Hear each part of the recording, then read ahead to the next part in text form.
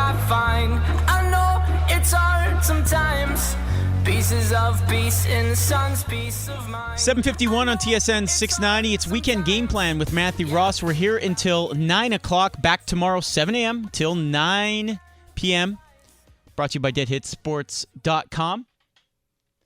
We're joined now to talk a little amateur sports in the Montreal area with the sports editor of the Suburban Newspapers. You can follow him at Lidlines on Twitter. It's Mark Lidbetter. Hey, Mark, how you doing? Very good, Matthew. How are you doing today? I am well, Mark. Now, Mark, refresh my memory. How many years have you been with the Suburban? Let me see. It started out in 1975 while I was still at Concordia University. That's unbelievable. That's crazy.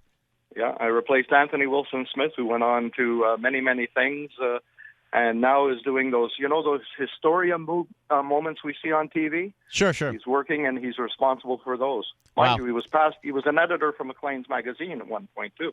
41 years. Wow, fantastic. Yes, congrats. All right, let's get to today's roundup of amateur sports. Let's start, it's kind of related, the impact in the playoffs.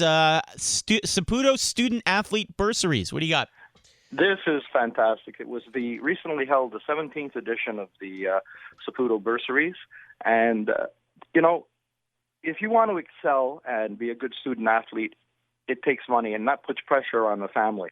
So when you have organizations like Saputo and the Quebec Foundation for Athletic Excellence combining to help with this, well, Saputo gave out $133,000 to 45 student athletes at this recent gala that they had. I mean, it was fantastic. And what's beautiful is you see the results because 7 past and current recipients from the program of the Saputo bursaries, they had an impact at the Rio Olympic and Paralympic Games.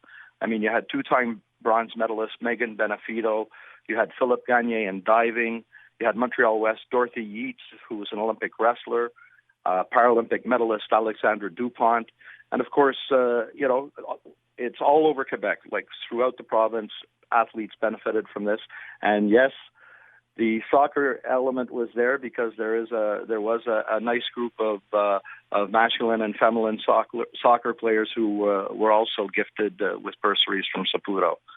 Just a great program. Yeah, that is a nice story, and we need a lot of that in the community. And you mentioned for the right reasons as well, giving athletes a little bit of money to concentrate. All right, let's talk about, you mentioned Olympians. Let's talk about one specific Olympian. Yeah, it's, Stephanie Horner, who is a Beaconsfield native.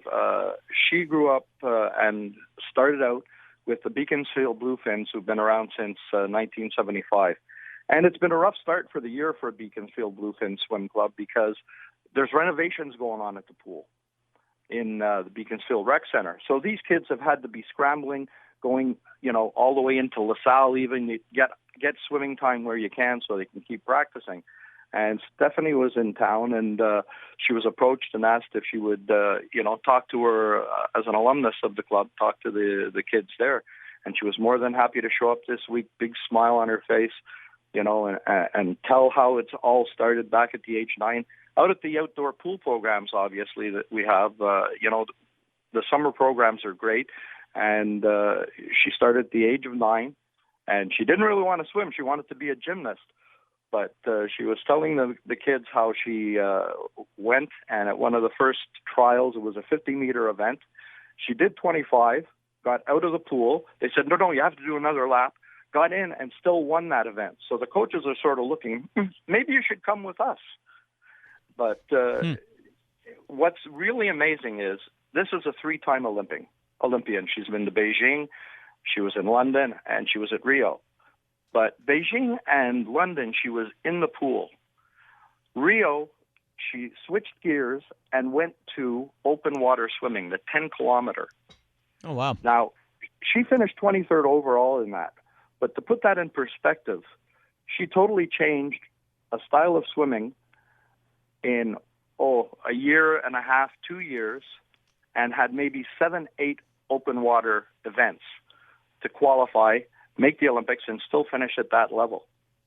Yeah, and the good that's news amazing. is she's training, she's working hard, and she has been selected to represent Canada at the World Championships this coming July.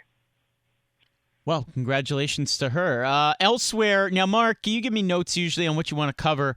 What is 100+ reasons the good of the game is for the love of the community? Give me some insight into that one.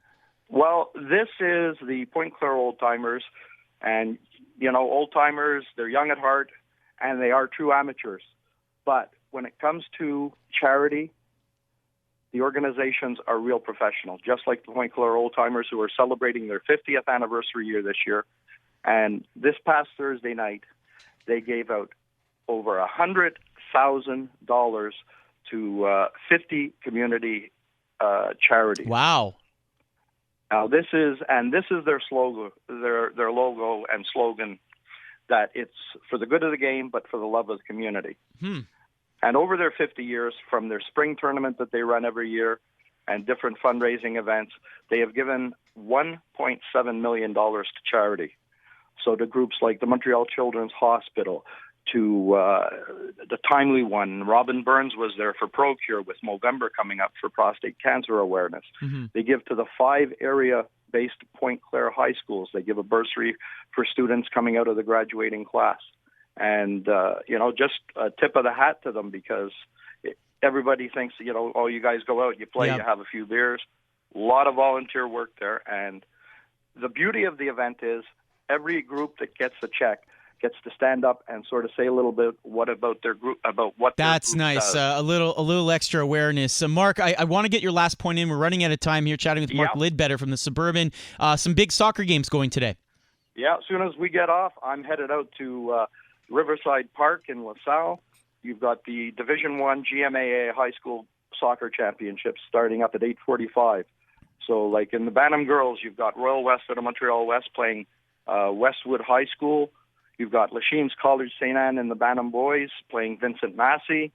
You've got Laval Senior Academy against Vincent Massey in the midget girls. You've got perennial favorites Loyola High School against Laurier McDonald in the midget boys final. And closing out today's at 11:45, you'll have the juvenile girls gold medal game with College St. Anne playing the Villa Maria. Fantastic. Weather can't put the damper on the day. I'm going to have my umbrella up and go see some good soccer. All right, Mark, we got to run. Thanks so much. Sports@thesuburban.com, folks, if you want to give Mark a tidbit for next week's segment, always at 7:50 at this time. Enjoy the game, Mark. Take care.